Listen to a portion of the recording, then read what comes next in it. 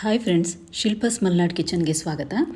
ಇವತ್ತು ನಾನು ಮೊಟ್ಟೆ ಸಾರು ಹೇಗೆ ಮಾಡೋದು ಅಂತ ಹೇಳಿ ತೋರಿಸ್ತಾ ಇದ್ದೀನಿ. ಇದಕ್ಕೆ ಒಂದು 5ರಿಂದ 6 ಬೇಯಿಸಿ ಇಟ್ಕೊಂಡಿರುವಂತಹ ಮೊಟ್ಟೆನ ತೊಗೊಂಡಿದ್ದೀನಿ.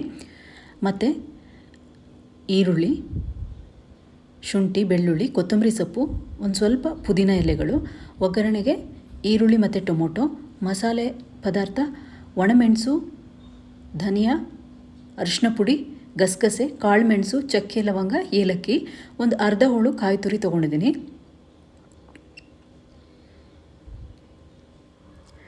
ಈಗ ಒಂದು ಬಾಣಲೆಗೆ 2 ಟೀ ಸ್ಪೂನಷ್ಟು ಎಣ್ಣೆ ಹಾಕ್ಕೊಂಡು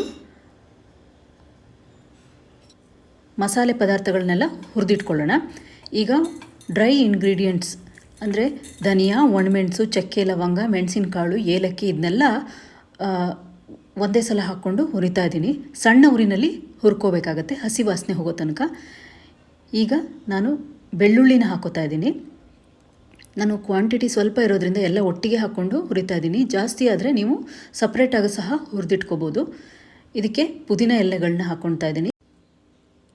ಇದು ಹಾಕೋದ್ರಿಂದ ಒಳ್ಳೆ ರುಚಿ ಸಹ ಇರುತ್ತೆ. ಈಗ ಈರುಳ್ಳಿನ ಹಾಕೋತಾ ಇದ್ದೀನಿ.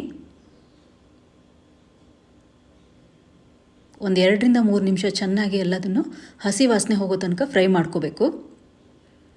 ಕೊನೆಯಲ್ಲಿ ಸ್ಟವ್ ಆಫ್ ಮಾಡಿಬಿಟ್ಟು ಗಸಗಸೆ, ಶುಂಠಿ ಮತ್ತು ಕೊತ್ತಂಬರಿ ಸೊಪ್ಪು ಇದಿಷ್ಟನ್ನು ಹಾಕ್ಕೊಂಡು ಒಂದು 2 ನಿಮಿಷ ಹೀಗೆ ತಿರುಗಿಸ್ಕೊಳ್ಳೋಣ. ಈಗ ಇದನ್ನು ಒಂದು ತಟ್ಟೆಗೆ ತಣ್ಣಗಾಗೋಕ್ಕೆ ಹಾಕ್ಕೊಂಡು ಇಟ್ಕೊಳ್ಳೋಣ.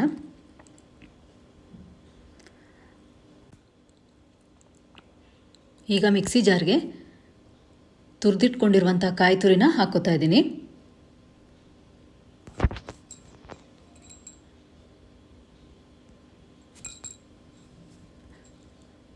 ಅದರ ಜೊತೆಗೆ ಹುರಿದಿಟ್ಕೊಂಡಿರುವಂತಹ ಮಸಾಲೆ, ಇದು ಸ್ವಲ್ಪ ತಣ್ಣಗಾಗಿದೆ. ಈಗ ಇದನ್ನು ಮಿಕ್ಸಿ ಜಾರ್ಗೆ ಕಾಯಿ ಜೊತೆ ಸೇರಿಸ್ಕೊತಾ ಇದ್ದೀನಿ. ಇದೆಲ್ಲದನ್ನು ಹಾಕ್ಕೊಂಡು ಒಂದು ಅರ್ಧ ಕಪ್ಪಷ್ಟು ನೀರು ಹಾಕ್ಕೊಂಡು ಈಗ ಅರಿಶಿನ ಪುಡಿ ಹಾಕೋತಾ ಇದ್ದೀನಿ. ನುಣ್ಣಗೆ ರುಬ್ಕೊಳ್ಳಿ. ತುಂಬ ನೀರು ಹಾಕ್ಕೊಳ್ಳೋದು ಬೇಡ, ಸ್ವಲ್ಪ ನೀರು ಹಾಕ್ಕೊಂಡ್ರೆ ಅದು ನುಣ್ಣಗೆ ಪೇಸ್ಟಾಗಿ ಮಾಡ್ಕೋಬೇಕು. ಈಗ ಇದು ರೆಡಿ ಇದೆ.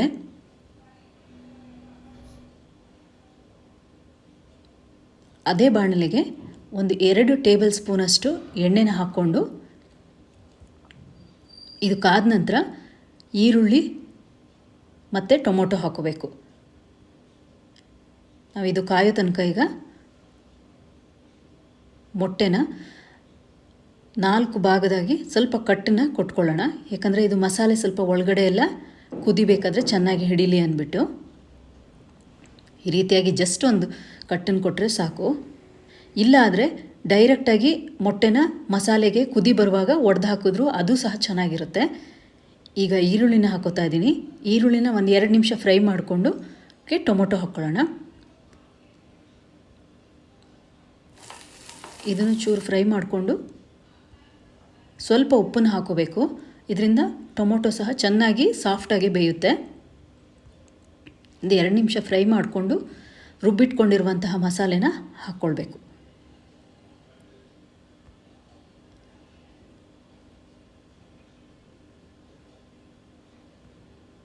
ಇದಕ್ಕೆ ಮಿಕ್ಸಿ ಜಾರ್ನಲ್ಲಿ ಒಂದು ಕಪ್ಪಷ್ಟು ನೀರು ಹಾಕ್ಕೊಂಡು ಚೆನ್ನಾಗಿ ತೊಳೆದ್ಬಿಟ್ಟು ಅದನ್ನು ಸಹ ಹಾಕ್ಕೊಳ್ಳಿ.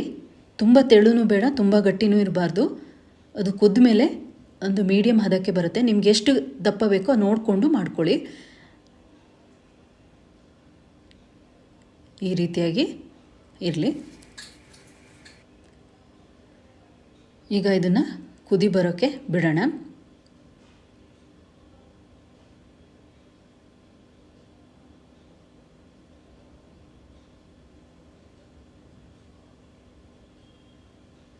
ಈಗ ರುಚಿಗೆ ಎಷ್ಟು ಉಪ್ಪು ಬೇಕೋ ಅಷ್ಟನ್ನು ಹಾಕ್ಕೊಂಡು ಚೆನ್ನಾಗಿ ಕುದಿ ಬರುವಾಗ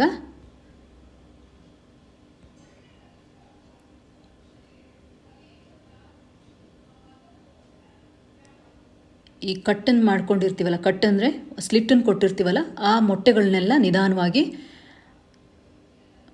ಮಸಾಲೆ ಕುದೀತಾ ಇರುವಂತಹ ಸಾರಿಗೆ ಹಾಕ್ಕೊಳ್ಬೇಕು. ಈಗ ಸಣ್ಣ ಉರಿನಲ್ಲಿಟ್ಟು ಕುದಿಸ್ಕೊಳ್ಳಿ. ಚೆನ್ನಾಗಿ ಹಸಿ ವಾಸನೆ ಹೋಗೋ ತನಕ ಚೆನ್ನಾಗಿ ಕುದಿಸ್ಕೊಳ್ಳಿ. ಇದು ಸ್ವಲ್ಪ ಎಣ್ಣೆ ಸ್ವಲ್ಪ ಮೇಲೆ ಮೇಲೆ ಕಾಣಿಸುತ್ತೆ, ಅಲ್ಲಿ ತನಕ ನಾವು ಚೆನ್ನಾಗಿ ಕುದಿಸ್ಕೋಬೇಕು. ಇವಾಗ ಮೊಟ್ಟೆ ಸಾರು ರೆಡಿ ಇದೆ. ನಾನು ಒಂದು ಬೌಲ್ನಲ್ಲಿ ಸರ್ವ್ ಮಾಡ್ಕೋತಾ ಇದ್ದೀನಿ. ಇದನ್ನು ನೀವು ಬಿಸಿ ಅನ್ನದ ಜೊತೆಗೆ ಮತ್ತು ದೋಸೆ, ಇಡ್ಲಿ, ಚಪಾತಿ ಇದಕ್ಕೆಲ್ಲ ಸಹ ತುಂಬ ಒಳ್ಳೆ ಕಾಂಬಿನೇಷನು. ನೀವು ಸಹ ಮಾಡಿ, ತುಂಬ ರುಚಿಯಾಗಿರುತ್ತೆ.